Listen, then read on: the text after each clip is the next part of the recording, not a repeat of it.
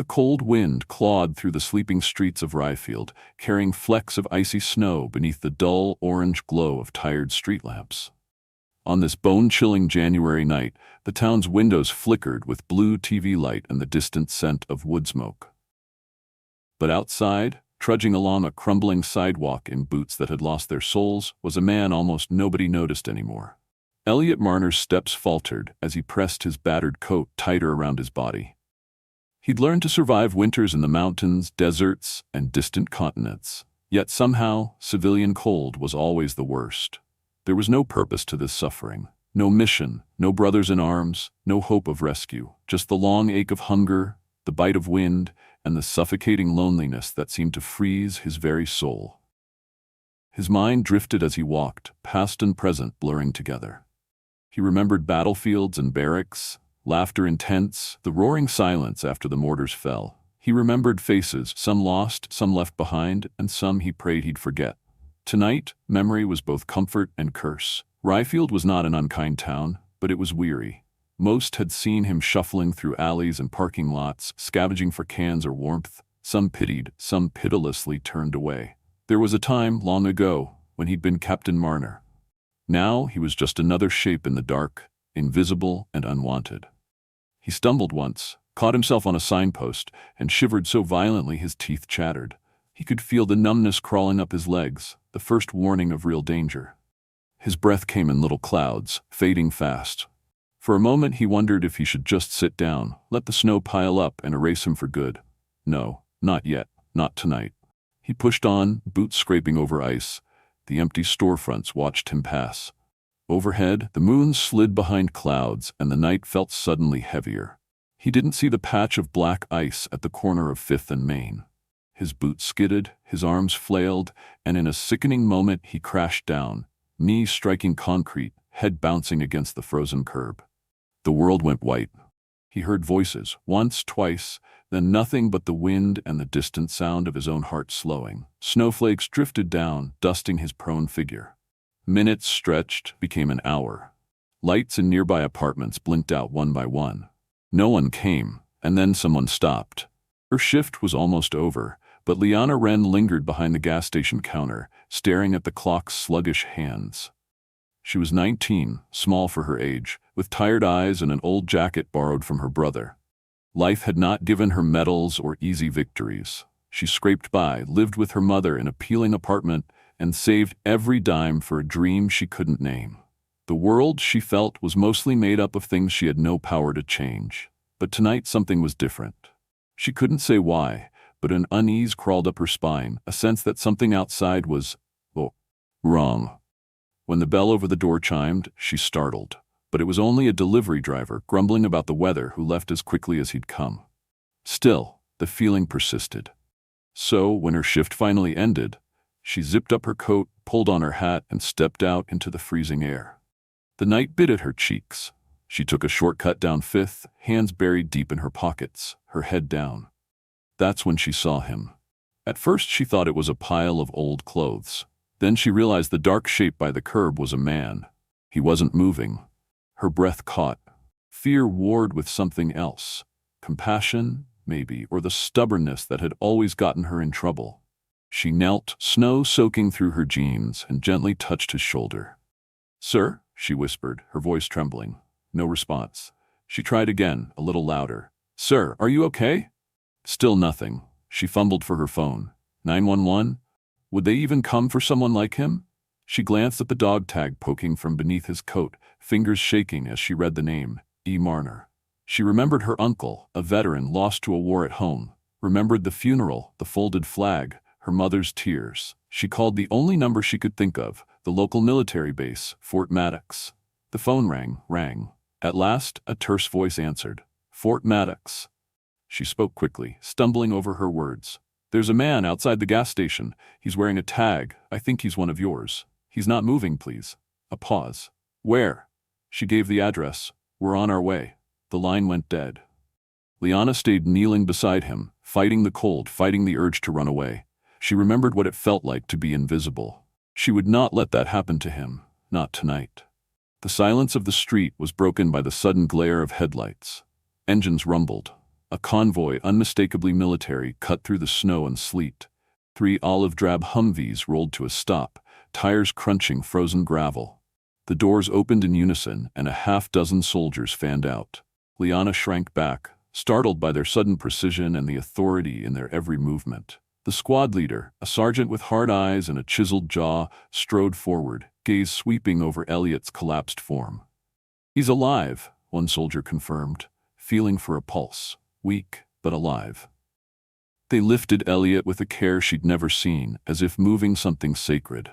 For a moment, Liana thought they might forget her, that she would fade back into the shadows as always. But the sergeant paused. He turned, eyes meeting hers, searching for something. "Are you the one who called?" Liana nodded, unable to trust her voice. He hesitated, then offered the smallest of nods. "You did the right thing." They loaded Elliot into the Humvee, soldiers climbing in beside him. The convoy pulled away, the taillights swallowed by the falling snow. Liana was left alone beneath the dim streetlight, heart pounding, knees soaked and frozen, and, for the first time in her life, certain she had changed the world, if only by refusing to look away. Morning crept into Ryefield on silent, uncertain feet. But unlike any other morning, there was a strange electricity in the air, an awareness that the night had not been ordinary. News spread quickly in small towns, even when no one quite knew what they were saying. Some spoke of military vehicles roaring through deserted streets. Others swore they'd seen soldiers moving like ghosts between the falling snow, gathering up a stranger as if he were their own. At the gas station, Liana's return for her next shift was met with sideways glances and nervous smiles. She tried to slip behind the counter unnoticed, but her coworker, Anna, greeted her with wide eyes. "Did you really call the army last night?" Anna whispered, almost in awe. Liana shrugged, suddenly shy. He needed help. Anna shook her head, as if Liana had parted the clouds herself. They came fast, never seen anything like it. That day, as Liana rang up coffees and filled the donut rack, she noticed a change. Customers lingered at the window, peering out as if expecting more military convoys. Conversations died as she passed by, then picked up again, always with furtive glances in her direction. Before her lunch break, the station manager called her into his cramped office. She braced herself for a lecture or, worse, a warning. Instead, he handed her a plain envelope. "No return address, came for you this morning." Inside was a card, simple and official. "Report to Fort Maddox. 16. No uniform required." Her hands trembled. She felt exposed, as if the whole town was watching. Maybe for once, they really were. The drive to Fort Maddox felt endless. Liana's mind raced with questions. She imagined stern officers, stern lectures, maybe even being told she'd done something wrong. The entrance gates loomed ahead, barbed wire and armed guards sharp against the late afternoon sun. But the gate opened without a word. Inside, the base was alive with movement, squads jogging across parade grounds, trucks loading supplies, flags snapping in the wind. She was escorted to the hospital wing, her every step echoing in the sterile halls. There, in a bed by the window, lay Elliot Marner. He looked smaller now, stripped of the rags and burden, just another patient among many. Machines beeped quietly at his side. Liana lingered in the doorway until a nurse noticed her. "Are you Liana?" the nurse asked. She nodded. "He's been asking about you." Liana approached, her nerves jangling. Elliot's eyes fluttered open, unfocused but searching. For a moment he seemed to see not her, but someone from a distant memory. I'm glad you're okay," she said, voice wavering. He managed a faint smile. "You called for help, didn't have to." Liana swallowed hard. "I couldn't just leave you." A deep silence settled between them. It wasn't uncomfortable. It felt like the hush before something important. Something good. The door opened.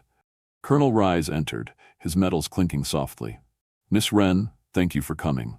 He produced a sealed envelope, passing it to her. "It's from Captain Marner." Liana opened it with shaking hands. The letter was brief, but every word was weighted with meaning. "I was ready to die there. I thought I'd already disappeared from this world. You saw me? You stopped. That's all I ever wanted. Just to be seen. Thank you." There was no signature, no mention of rank or honor, just gratitude. Liana read it twice, blinking away tears she hadn't expected. The colonel cleared his throat. "You saved a good man, Miss Wren. Not many would have done what you did." Elliot turned to her, his gaze steadier now. "Sometimes, all it takes is one person." The nurse returned. "He needs rest." Liana started to rise, but Elliot caught her hand. "Don't forget who you are," he said quietly, "or what you did." She left the base that day changed, not by the praise or the official gratitude, but by the simple truth that, even in a world of indifference, one person's courage could be enough. Elliot Marner's recovery was slow, a stubborn battle between his battered body and the remnants of a soldier's will. Each morning, Liana called the hospital to check in, and sometimes, when her courage allowed, she visited, sitting quietly beside his bed. During those visits, Elliot began to speak, not all at once, and not about the things that most people wanted to hear. He spoke of cold mornings in forgotten trenches, of men who sang to stave off the dark, of medals that weighed more than the wounds beneath his shirt. Sometimes he'd fall silent for long stretches, eyes drifting out the window to the parade ground where young recruits jogged by in perfect lines. Liana listened. Sometimes she asked questions, but mostly she just sat with him, a silent presence, a reminder that even broken men could still be seen. One afternoon, as rain rattled the hospital window, Elliot looked at her and said, "They all moved on. The world moves on. I just never figured out how." Liana reached for his hand. "Maybe you don't have to do it alone anymore." He didn't answer, but she thought, hoped, he believed her. The town of Ryefield had never seen anything like it. As Elliot healed, stories spread about the girl who had called for help, about the convoy of soldiers who'd come in the night, about the man with a haunted gaze and a forgotten name. But then, something even stranger happened. A week after Elliot was discharged, Fort Maddox received a peculiar set of orders. Every available soldier was to prepare for public deployment. Not for war, not for disaster relief, but for something no one on base could recall happening before. On a chilly morning, just as the sun broke through a veil of clouds, the townsfolk awoke to find their streets lined with soldiers. Rows upon rows, standing at attention along every block, every intersection, every entrance to the town square.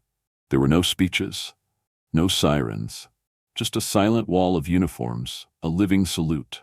People gathered on their porches and behind fogged windows, murmurs growing into wonder. Children pressed their faces to glass. Old men took off their hats. Some wept without knowing why. Liana watched from the gas station window, heart racing. Anna gripped her arm. "It's for you," she whispered. "It has to be." Liana shook her head, unsure, but hope, a dangerous trembling hope, began to flicker. And then came the moment that no one in Ryefield would ever forget. From the center of the formation, a single command echoed. Soldiers turned as one, eyes fixed on the gas station where Liana stood, rooted in disbelief. As if choreographed, every soldier raised a salute, not to the flag, not to their commander, but to her. For a breathless instant, time seemed to stop. The world was silent, save for the wind and the flutter of banners. Colonel Rye's voice came through a nearby loudspeaker, his words clear and strong, "For those who see when others look away." A surge of emotion swept the crowd. Liana stood frozen, her cheeks wet with tears she hadn't realized she was shedding. Elliot, now standing in the crowd, offered his own salute. Their eyes met, and in that moment, all the weight of years and loss seemed to lift. When the soldiers finally lowered their hands, Ryefield was changed forever. For the first time they understood. Heroism didn't always look like medals or parades. Sometimes it looked like a young woman refusing to let a broken man disappear. Days bled into weeks as Ryefield tried to return to normal, but normalcy was a fragile thing. Even after the military presence faded, whispers about the convoy, the salute, and the girl at the gas station lingered like mist in the valleys. Elliot Marner walked the town's quiet streets again, not as a shadow but as a man returning to himself. At first he kept to the alleys, his eyes lowered, his steps uncertain, but each day he walked a little farther, greeted by nods, then words, then invitations for coffee from strangers who were, in their way, trying to say sorry. He didn't know how to be anyone's hero. He only knew how to survive. One brisk morning, Elliot found himself standing in front of the gas station. The window reflected a thinner, older man than he remembered, but also one who stood straighter. He hesitated, then pushed open the door. Liana looked up from the counter, surprise and something like joy flickering across her face. "You're back." Elliot nodded, clearing his throat. Didn't want to leave things unfinished. They talked about nothing and everything. The The weather, the town, small memories of a life interrupted by war. Liana told him about the calls she'd gotten from veterans groups, about how her simple act had sparked messages from around the country. She told him that, for the first time, she'd begun to believe she could matter. Elliot listened and for the first time in years, let himself hope. Before he left, he paused in the doorway. "Thank you, Liana. You didn't owe me anything." Liana smiled, her eyes bright. That's why it mattered. And with those words, Elliot Marner began to feel whole again. 3 weeks later, the community of Ryefield and the soldiers of Fort Maddox gathered for an event unlike any the region had seen. The parade ground, usually reserved for drills and inspection, was adorned with banners and chairs, hastily borrowed from the local school. At the center, a podium had been erected, an afterthought, really, for no one quite knew what was supposed to be said. Colonel Rise took the stage, his presence commanding yet warm. "There are wars you hear about," he said, "and wars you don't. Not all scars are visible, and not all battles are fought overseas." He spoke of Elliot Marner, not as a victim, but as a man who had served and then, in peacetime, been forgotten. He spoke of Liana Wren, whose courage was not forged on the battlefield, but in the quiet refusal to turn away from someone who needed help. The crowd listened in rapt silence as Elliot was called to stand. Then Liana. Colonel Rise produced a small, shining medal, engraved simply, "For seeing when others could not." He placed it around Liana's neck, and the applause was thunderous. Tears shone in many eyes. When Elliot was invited to speak, he hesitated, words sticking in his throat. Finally, he managed, "I was lost, but I was seen. That's all any of us really want. Thank you." The ceremony ended with a moment of silence, not for the dead, but for the living who had been brought back into the fold. Time moved on, as it always does. Yet in Ryefield, the story of that winter became something more than local lore. It was a living reminder that compassion could rewrite destinies. Liana stayed at the gas station a while longer, but her life grew in new directions. She was invited to speak at schools, veteran events, even on radio shows. Still, she never stopped being the girl who knelt in the snow. Elliot Marner found a measure of peace. With the help of the community and the military, he secured housing, reconnected with old friends, and even spoke to new recruits about survival, both on and off the battlefield. Every year as the first snow fell, Ryefield paused. People set out coffee for strangers. The mayor would tell the story at the town hall, of the soldier who collapsed, the girl who called, and the town that remembered. And if you stood by the gas station on those nights, you'd often find Liana and Elliot watching the snow together, silent and grateful. The world is full of forgotten soldiers and of moments when we can choose to see. Ryefield's winter became a story that didn't end, a ripple moving ever outward, shaping lives yet to come.